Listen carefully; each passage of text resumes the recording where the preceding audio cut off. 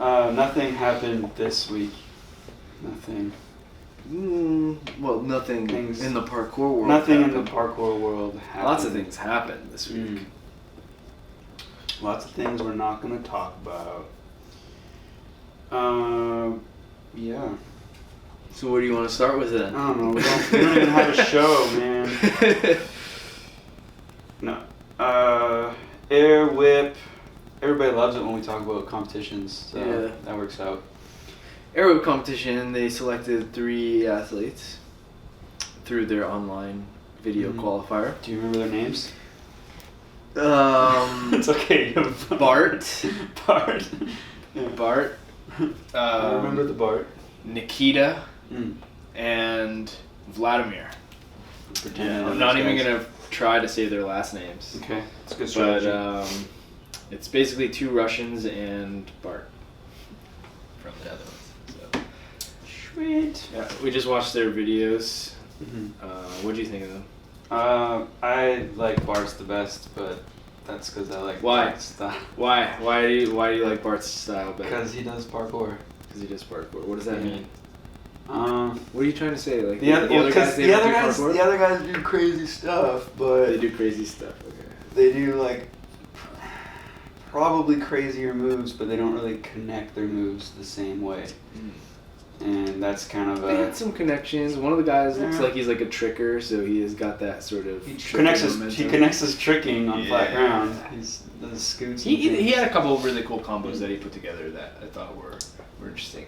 For me, it's more along the lines of Bart uses structures more, and the other 2 guys don't use structures as much. It's like, what they're doing is incredible. Like double layout everything back from like 30 feet up or whatever. I don't know who does that. Russians. Russians do it, apparently. But yeah, Bart like uses structures more. He has a healthy combination of like traditional parkour moves and freestyle stuff, which is good. I think that's the direction of parkour that I really like to see. But yeah.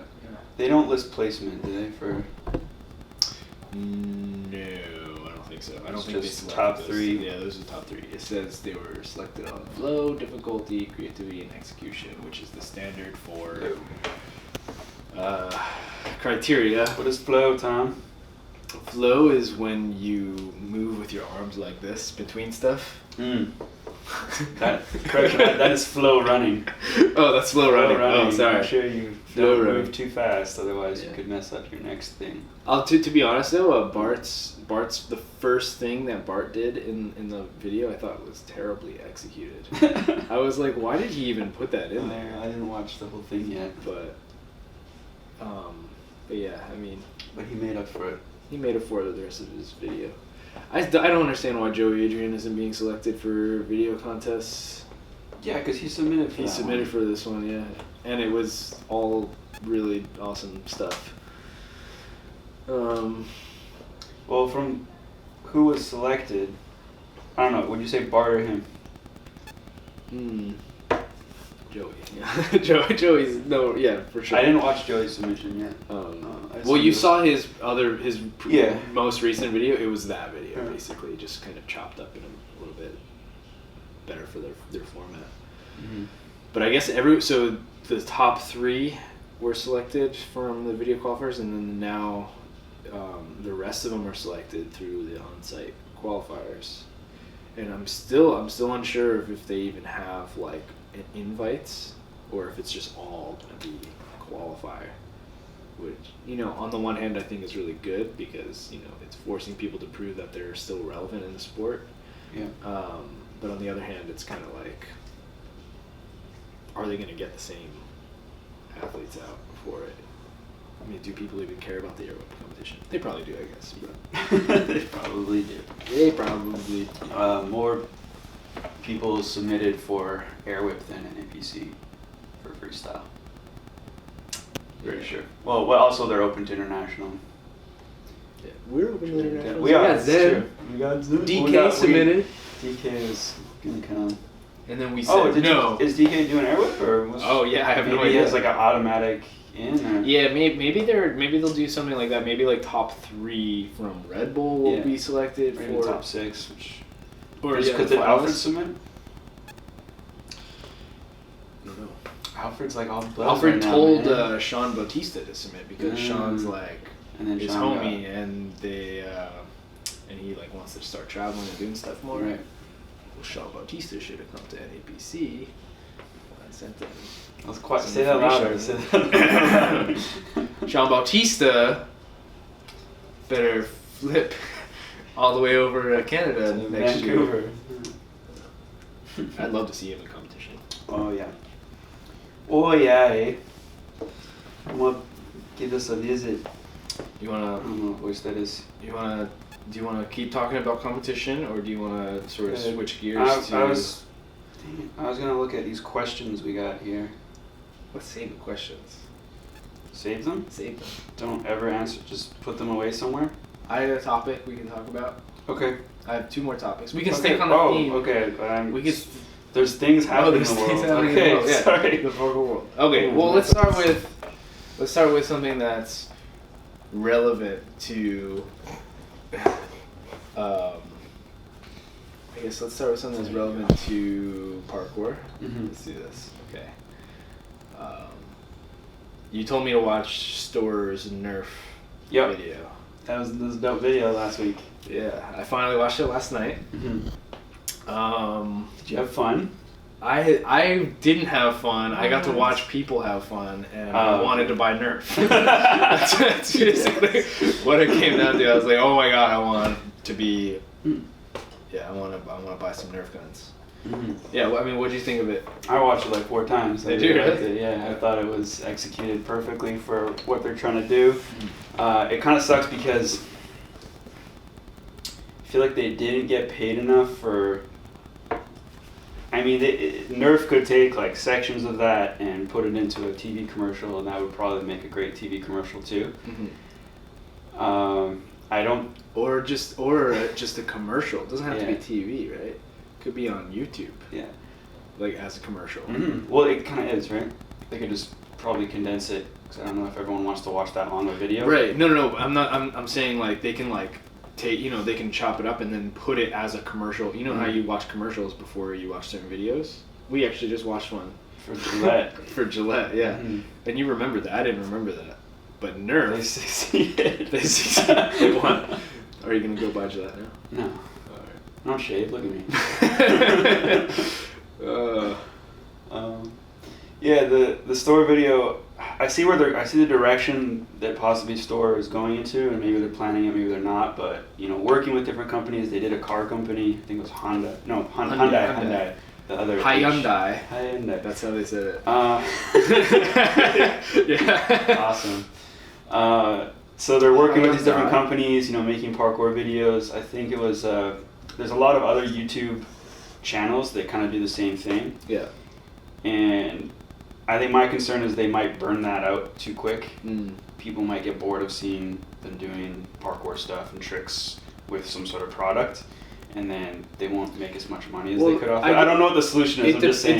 To me, it depends on like how good of a video they produce. Like I thought the Nerf video was excellent. Yeah.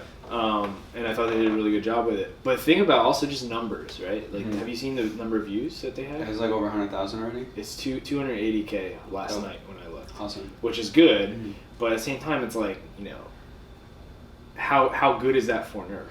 280,000 views. I want to get now. I want people to watch it because like I want that number to be bigger because what that means is if that number is bigger, it is more likely that Nerf or other companies are going to want to sponsor parkour. Yeah. Or work, not necessarily sponsor. Or work with hopefully pay cash. Yeah. To get you to endorse their product. Yeah, and I think that's why it's important that we watch those videos. Just to boost that number count so that more companies, bigger companies, can get involved in the sport and again help provide a career opportunity for parkour athletes. I think Storror is doing a really doing it a really unique way of doing it. Hopefully they're getting paid reasonably well for it.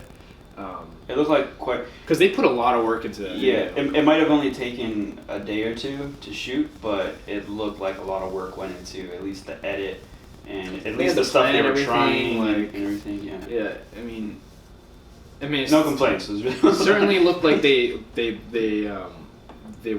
were like doing it for fun and they were having fun, but at the same time, it's like, it's still work they're putting in, right? So they should be rewarded for it.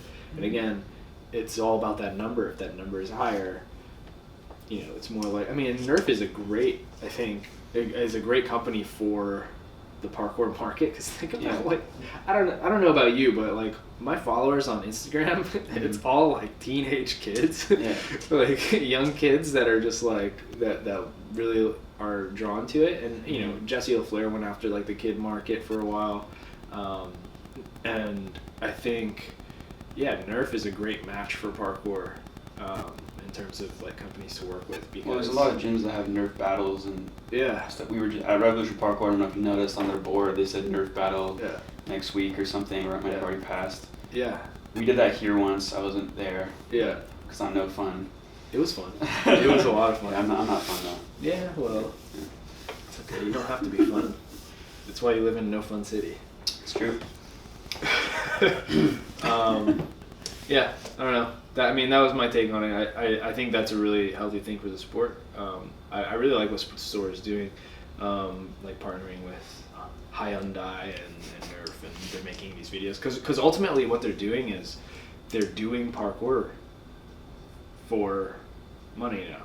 Yeah. We've kind of talked about this. Is like, well, how do you actually make a living doing parkour, not doing stunts, not doing parkour performances. Like I wouldn't consider a video a performance, because a lot of the stuff that they're doing is just stuff they would just do anyway, right?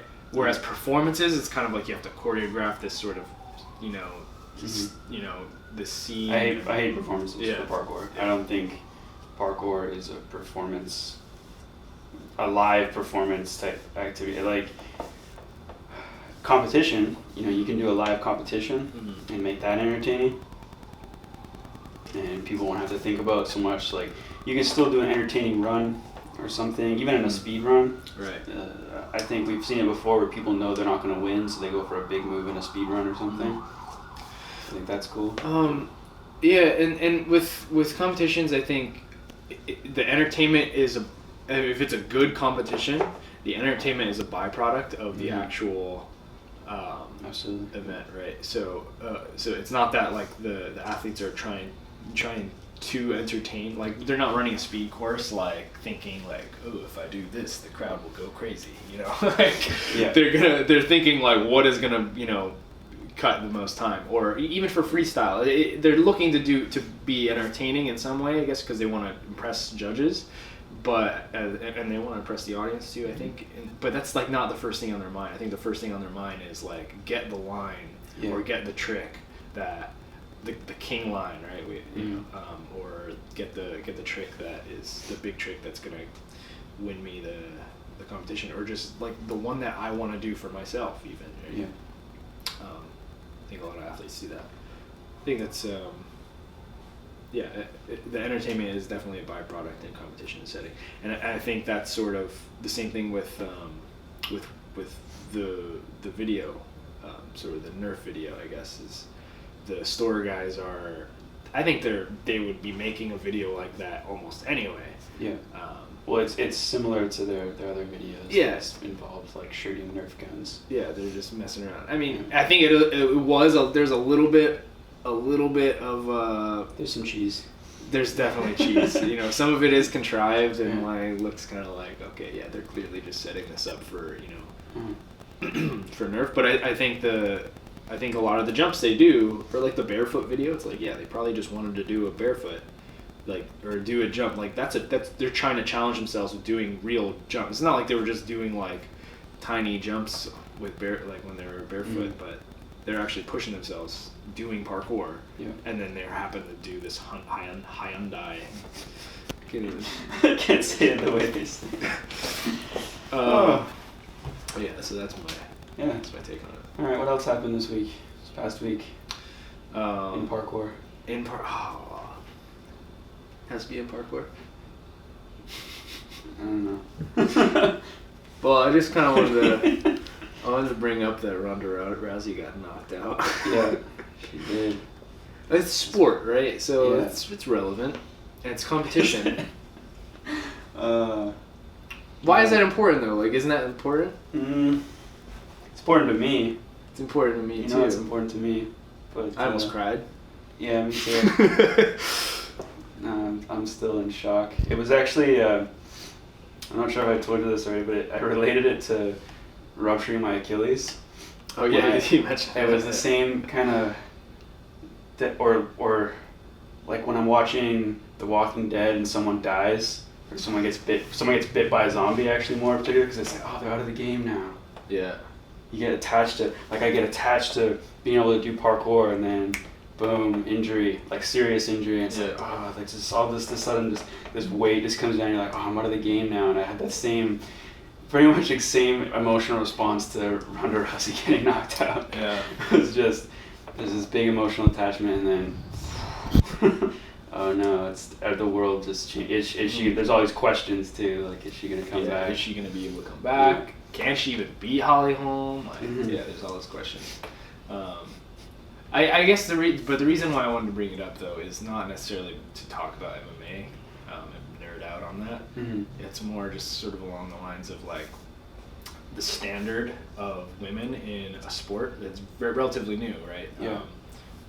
And then sort of maybe we can relate that. So we are tying this into parkour. Yeah, we can bring this into the standard for women. So who's Ronda Rousey in parkour? Trick question, doesn't exist. Trick question, yeah, it doesn't. There is no Ronda Rousey. I mean, maybe Lucy. Lucy's kind of like on a win streak at Art of Motion. Yeah, not. But see, no one recognizes that though. No one in parkour, maybe outside of parkour, people might recognize her as being like the queen. Yeah, you know what it is though. It's there's not enough competitions. Yeah, exactly. But we were just kind of talking about this earlier. Just not even relevant. There's no news today because there's no events or anything to talk about. Yeah. Nothing happened this week because there's no competitions. Yeah. No sometimes videos come out. Anything. No articles, no controversial articles this week. But so let me kind of ask you this. So like, if there's no, so for a long, I thought Ronda Rousey was gonna retire undefeated. I was like, yeah, there's no chance that anyone's gonna even come close to beating her. She's like too good at what she does, and there's nobody that can do it. And now, like, my whole world was flipped on its head when I saw Holly Holm just like tear her apart. Yeah. And so I guess like where did that come from? Like was that just like all hype? Was that just all Ronda Rousey being hyped up? And just everybody just getting emotionally attached to Ronda, or and then, or basically like where did Holly Holm come from? So there are a few analysts that were picking her to win. Definitely a few analysts that were picking her to win. Holly Holm. Yeah, but still, even the majority of experts, even boxing experts, were saying that she was not going to. So she executed the perfect plan. She actually specializes in what people suspected to be Ronda's flaws, and that was the deeper sell of it. The surface, like the major media, was selling it as former boxing champion who's into MMA but hasn't had any spectacular wins in MMA. Her other two wins in the UFC were decision. First one was split decision, so not even like super decisive or anything, and she's just kind of like known as a point boxer. A point fighter, but happens to specialize in what is suspected to be Ronda's weaknesses. And then there's the other side of people saying that Ronda, her basically believed in her own hype, people made her believe that she was a better striker. Interesting. Even though she was trying to clinch with her, she was trying to get her hands on her. It looked like she was only trying to strike, but she was trying to grab the head. She was trying to get trips and throws and stuff.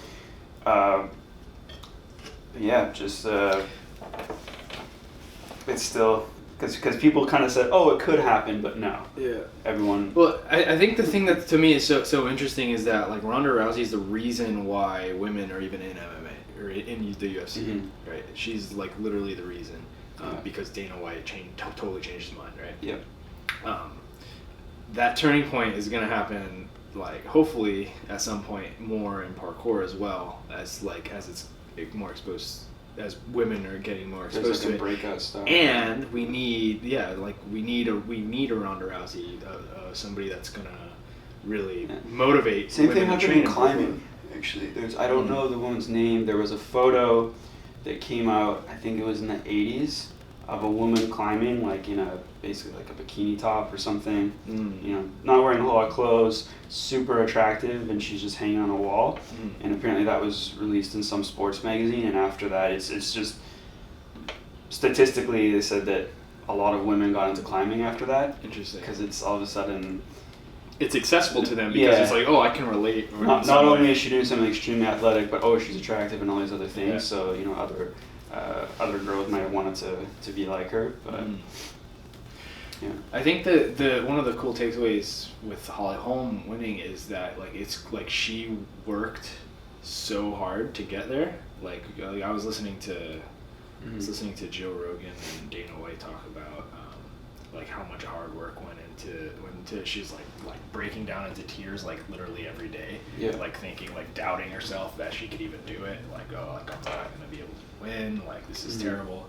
But then going back, like 2-3 training sessions a day. It's ridiculous how hard she worked, right? Like if that's not inspiring to you, like to like work harder at what you do, like for anyone, not just women, right?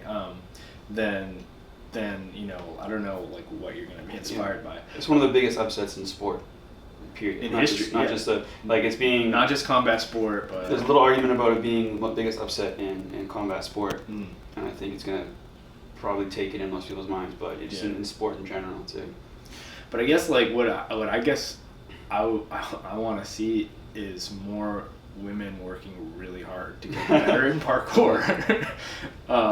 There's so few. Yeah, I mean it's the incentive though too. So it's a lifestyle incentive because even girls like Lucy. Her incentive is stunts. You know, a lot of times she's taking. I don't know. I think she wants to be better. Yeah, correct. I mean, I might be speaking a little bit too much about her motivations, but that's where she's making her money. Is in stunt work, which kind of has her doing a little bit of parkour, but not really. But there's nothing to. There's no financial incentive, at least. You know. And for guys too, it's not just for women, right? For guys too, there's not a whole lot of financial incentive to be the best at parkour, right? Which if we're talking about the code and everything, and the philosophy of parkour, that shouldn't matter, right. And ultimately, even in other sports, it shouldn't matter. I don't think a lot of athletes are doing it just for the money. You know, they're doing it to be the best of the sport. Oh yeah. But it's more along the lines of like pursuing the passion, right? But it makes it easier to train when you're getting paid to do it. Yeah, absolutely. Yeah. Like Alyssa, when she started working here, like she basically had a mental shift.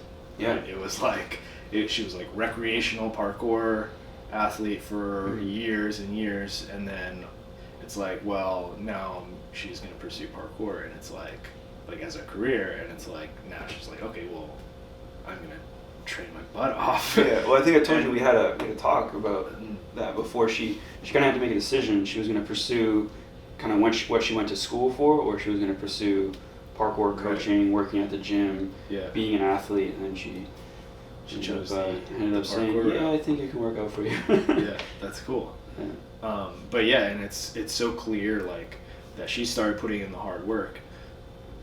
And she started making ridiculous gains, and there's now she's like, she's definitely better than a lot of guys, most guys, I would say, right?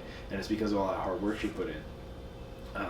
And I want to see more of that in women in the sport, because I think there are a lot of girls in parkour that I think they're just there and they're doing parkour and they're showing up to the jams and the meetups, but I don't know if they're like really pushing it and really working hard, or if they even have the access to better information, better training methods, like, because there's there's guys who are just like freak athletes from like previous sport history or just genetically are really awesome, and they just pick up skills like ridiculously fast, like Jackson, for instance. It's like he doesn't have to really try. He's a hard worker. He's a very hard worker, but he doesn't have to try to be really good, but like I think there's a lot of women out there in the parkour world who they do have to try, but they don't know how to try the right way. Yeah. If that makes sense. Yeah. I think it's its numbers too. Yeah, it's such a low population of the ratio is slower. I don't know if it'll always be that way. I think a lot of the female athletes coming from it's almost like if you take, again, going back to Holly Holm, succeeded in one sport, but she was actually a gymnast before too, so she she was like high level gymnast, went into boxing, kickboxing, won. I'm gonna try crossing over to like a similar sport.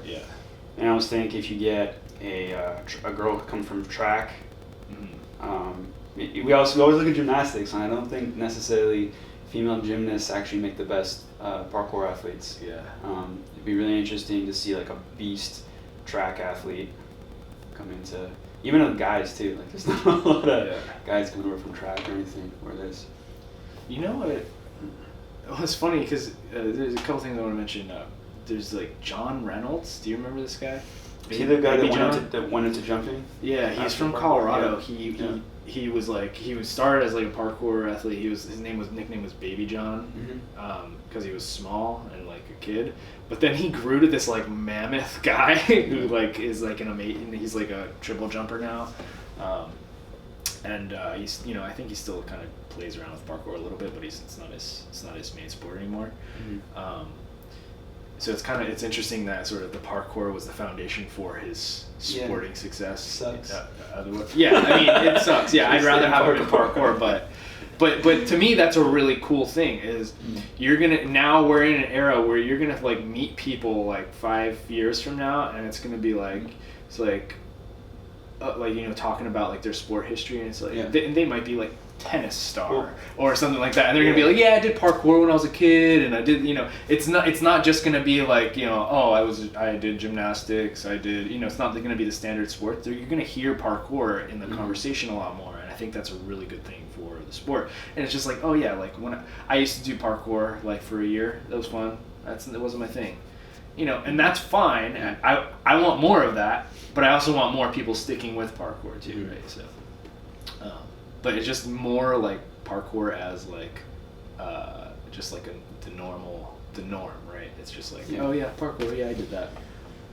I think too there's a lot of people that like to be in more developed sports, to have more direction. And in order for someone to make that cross from say sports that are similar that would have an effect in parkour, like climbing, track, gymnastics, there would need to be again like a more development of I want to be a competitive athlete in parkour. You have to have a future in the sport. Yeah. And right now, parkour is just kind of like... what's the number one complaint on Facebook? There's people like, no matter how hard I train like this and this, I don't get, the acknowledgement or whatever. Yeah. And that's pretty much what all the complaints are. Jesse Peverill? Yeah. Jesse Peverill, third place, Art of Motion. Works at Starbucks. Which he seems to be really happy with, so that's cool. Yeah, no, that's awesome. But you know what? At the same time, I bet if he could could completely sustain himself off of parkour, he would quit Starbucks in an instant. Of course. And and it's like, it's great that he's like working. He's doing what he wants to do, and he's also like working to support himself to do that. But like, it would be great if he didn't have to. Even if he didn't have to do that, if he can just pursue parkour full time, like like literally get paid to train, and like where he would be able to go with that, and like what like the types of people he can inspire and you know, grow the sport even more. You know, we're not there yet, but you know, some people are doing it. Some people are doing it for sure. So you want to pull up those questions then? Yeah, I think we should. I was thinking about some of the. Just the time. We're already 30. We're already 30 minutes, but right. Go on, finish your thought. I was just thinking about like what the optimal sort of. I guess the optimal sport history for like a parkour athlete. Yeah. And I think a big part of it is actually parkour. I think like if you start parkour like at a younger age, because it's such a like it's more generalized than training than like a lot of other sports. It's like you know, fundamentals of running, jumping, climbing, crawling, rolling, swinging, that kind of stuff. I think that's really important. But then like I was thinking about like some of the kids that get started in like tricking really young too. Yeah. Like there's like 10-year-olds that are like double, triple twisting and stuff like that, which is ridiculous. And it's like I wonder if like if the optimal like sort of combination is parkour and tricking for like just developing into a parkour athlete. Like so, like because I don't know, the one thing I was thinking about was the one kid I'm thinking about in particular is Josh. Yeah. He's like. Hopefully he doesn't watch this. Yeah, don't watch this, Josh. Don't watch this. It'll ruin everything for you. He won't. He's 12. No, but yeah. So like 12-year-old kid got started in tricking. Taekwondo before that. Yeah. He's like a black belt. And then found parkour, and now he's sort of, you know, a hybrid athlete that has those skills in his foundation. Yeah. For like all his like, you know, acrobatic skill, and then like he's got parkour like where he's building on top of that. And I think it's intriguing because I want to see like what the next generation is going to be, like the ones that are growing up with parkour facilities and tricking, you know, access to tricking, because tricking is a growing sport as well, right? What's going to happen with those kids? I don't know. Anyway. Okay, questions. Let's try to do some quick ones here. Question. Surprised we actually talked for 30 minutes when nothing's happening in the world of parkour. Okay, what's got the most likes first of all? Oh, Natalie. She could be a Ronda Rousey-esque if she wanted to. She's gotta leave Alberta though. Yeah. Well, she talk about like somebody who has like amazing like genetic potential. A girl? Yeah. She might be a bigger jumper than me. She might have a bigger jump than me. Sorry, are we still talking about Natalie, or are we talking? Natalie. Or she was talking about another. No. Okay. I thought you said she brought up another girl. No. I'm like, really? She knows someone that's like crazier than her? No. She might have a bigger jump than I do, and she has like amazing genetic potential. But I don't know how much she actually even trains parkour. I think it's more just kind of recreational for her. I know she's into powerlifting and she trains horses and stuff like that. Yeah. Well, maybe we'll talk to her soon and get her take on it.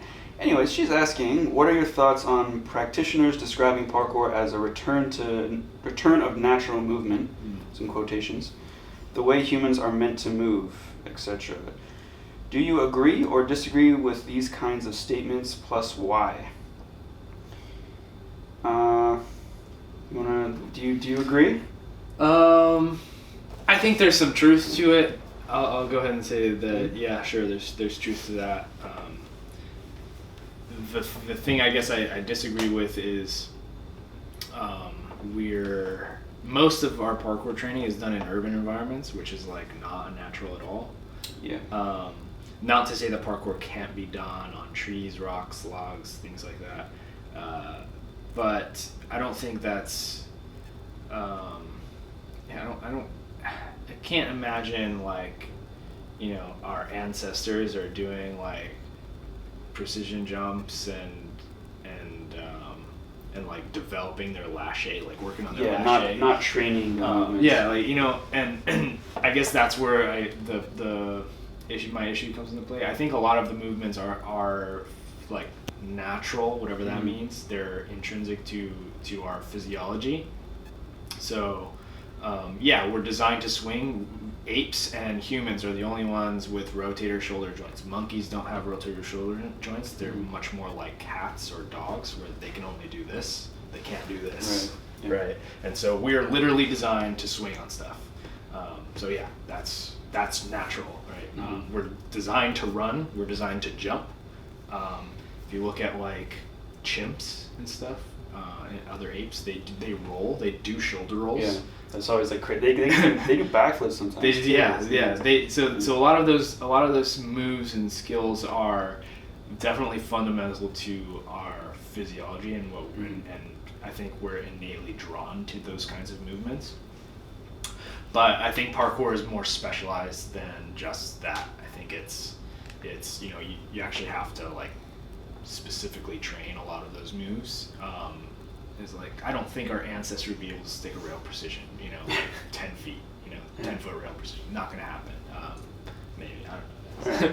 But yeah, that I don't know, that's my take. It would probably be like jump and then grab onto it. Yeah. They would be using everything. It wouldn't be, if you use your hands, it doesn't count rule would be out for sure. It's like, maybe they could Kong, but like, I doubt they're going to be doing double Kongs and like...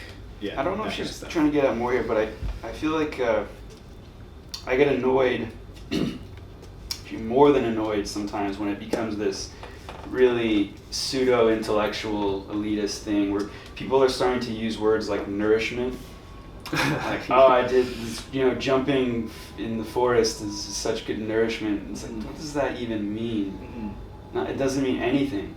It doesn't mean anything. You're assuming that it's okay, as like a human being, you're supposed to be doing this, and you're gonna have all of these like existential benefits from it, emotionally and everything. And it's movement is medicine, yes, but it's because when you move, when you exercise is medicine. You get your heart rate up, you get the blood flowing, you stretch, you get endorphin rushes, all these things.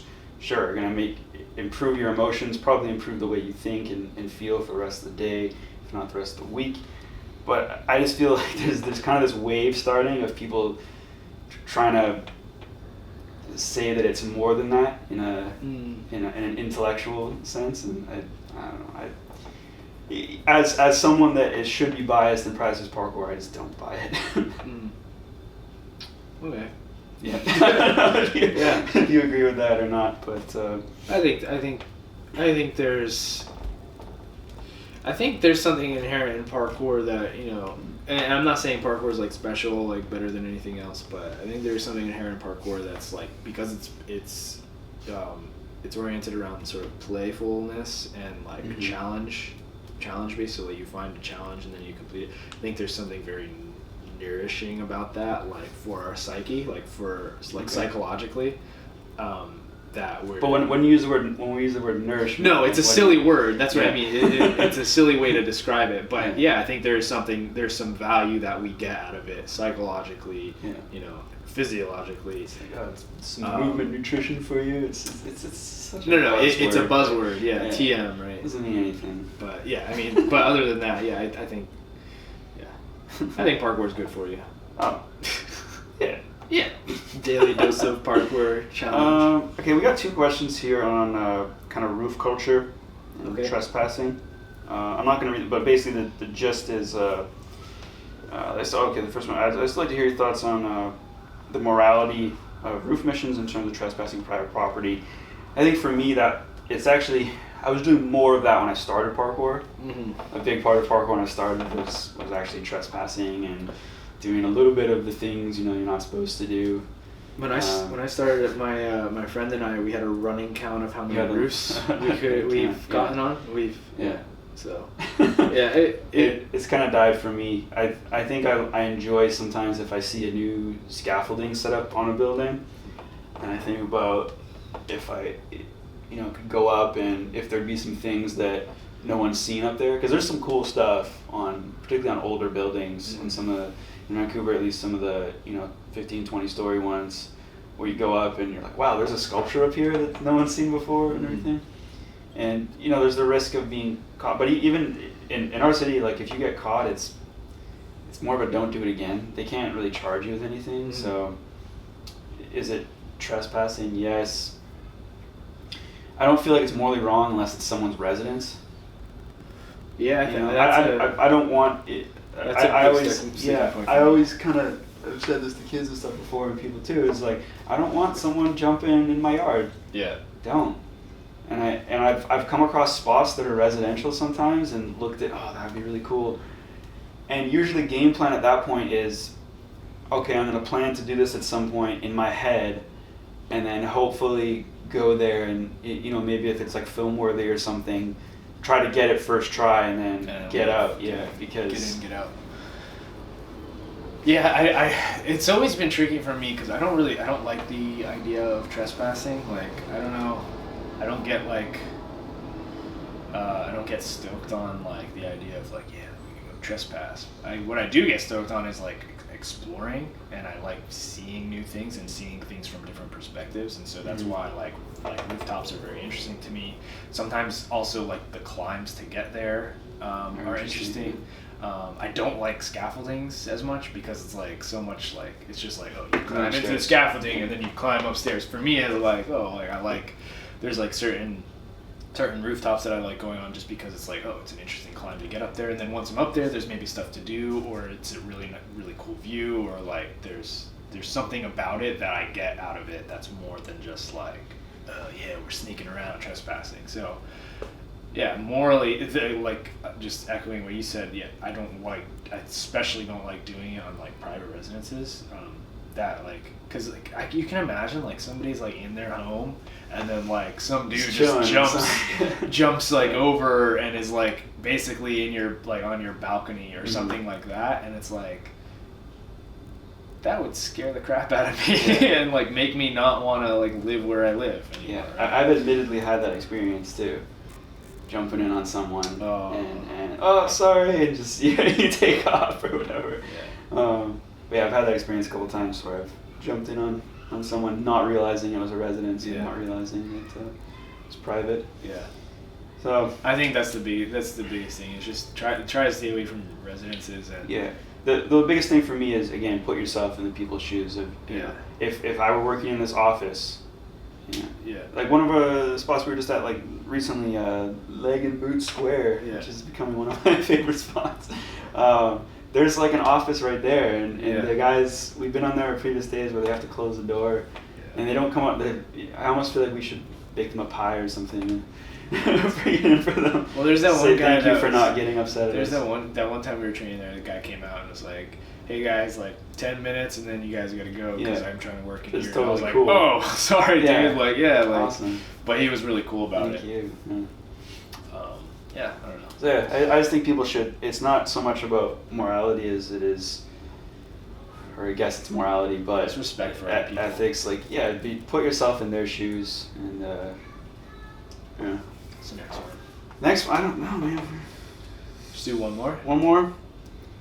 Vinny, I'm not saying that. Put a bunch of curse words here and some people's names.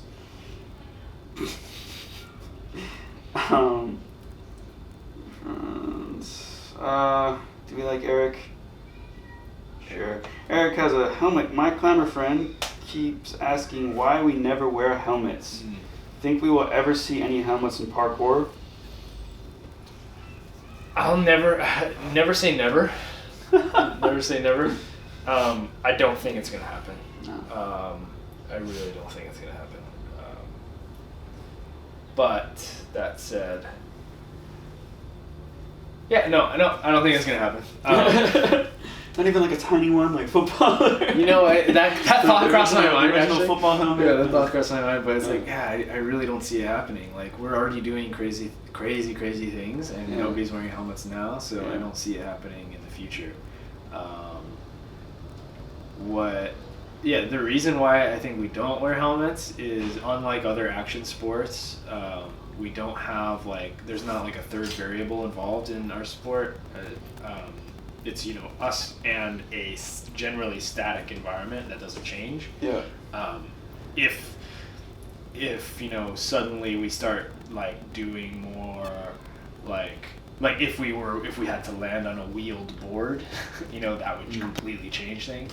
If there was somebody trying to tackle me while I was doing a jump, that would really change things. So there's no other variable. It's just those two variables are us and the environment. So I think that's one thing.